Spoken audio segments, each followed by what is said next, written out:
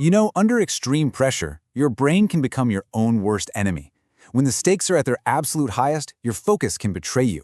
You can find yourself locking on to something totally trivial and completely ignoring the catastrophic. So why do we do that?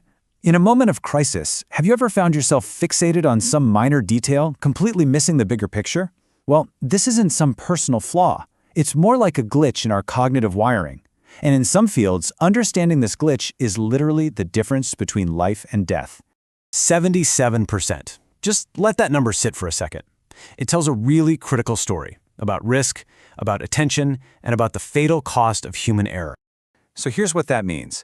A whopping 77% of all aviation accidents happen during takeoff and landing. But here's the thing. Those two phases make up only 17% of the entire flight time.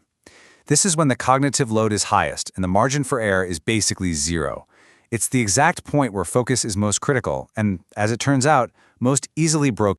To really understand how this breakdown happens, we need to look at a classic and tragic example of this kind of cognitive failure under pressure. It's a case where a highly experienced crew forgot the most important rule of their entire profession. Let's go back to December 29, 1972. Eastern Airlines Flight 401 is on its final approach into Miami. The weather is clear, the flight is routine, and inside the cockpit, you've got 3 professional pilots, plus a company mechanic who's just along for the ride. Everything was normal. As they're getting ready to land, a single green light fails to turn on. It's the one that confirms the nose gear is down and locked. Now, this should have been a minor issue. The gear could have been down perfectly fine, and the problem could have just been a faulty light bulb. But what happened next is a textbook example of cognitive failure. The captain puts the plane on autopilot at 2,000 feet, and the entire 4-man crew turns all of their attention to this one tiny problem. They became completely absorbed by it. And this is a well-documented psychological phenomenon. Under stress, our attention narrows. We get tunnel vision. They weren't trying to fly the plane anymore. They were trying to solve the problem of the light bulb. So, while all 4 men are trying to figure out the light, no one is monitoring the flight instruments. No one noticed the autopilot had been inadvertently disconnected, and no one realized the plane was in a slow, steady descent. These were the final words recorded in the cockpit. A moment of sudden, horrifying realization. Because they were obsessed with a $10 light bulb, a crew of 4 experts flew a perfectly good airplane straight into the ground. They became so fixated on a secondary problem that they forgot their primary, most fundamental responsibility: fly the plane. The tragedy of Flight 401 became a powerful lesson.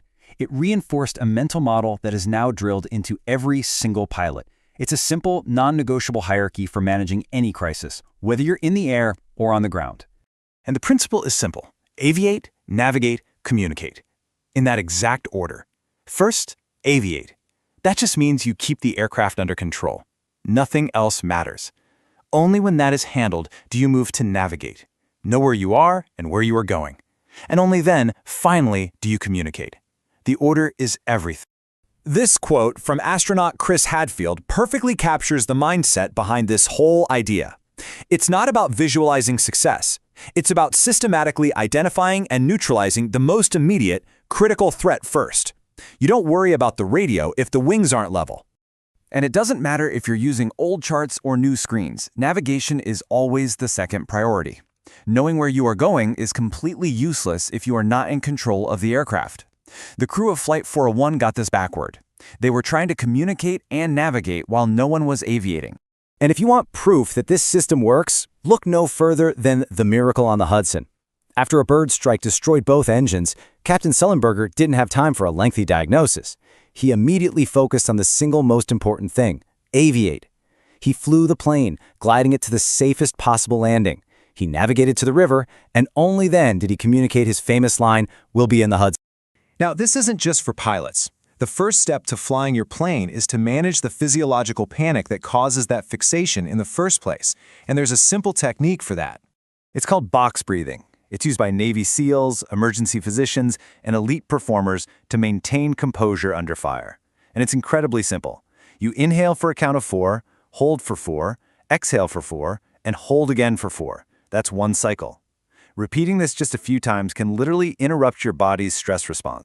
The science behind why this works is pretty simple. Deliberate, slow breathing activates your parasympathetic nervous system. Think of it as your body's natural brake pedal. It tells your system to calm down. Crucially, it reduces activity in the amygdala, the brain's primitive alarm bell, and it allows the prefrontal cortex, your rational mind, to come back online. So think of it this way. That initial surge of panic is like a hijacker in the cockpit of your mind. Your first job isn't to chart a new course, it's just to regain control. Your amygdala is the alarm. When it goes off, it hijacks your higher order thinking. It just screams danger and forces you into that state of fixation. Box breathing is the override switch. It's the tool you use to put the calm, rational pilot, your prefrontal cortex, back in control of the aircraft. And this principle goes way beyond aviation. In your work, in your life, any crisis demands clarity of priority. You have to know what matters most. So ask yourself, in your moments of stress, what is your landing gear light? What is that trivial detail that just consumes all your focus? And what does it actually mean for you to simply fly the plane? You know, identifying the difference can be really difficult in the moment. That's why the first step isn't some big, grand strategy. It is simply this. Take one deliberate breath. Give your pilot a chance to get back to the controls. Your next action will be clearer.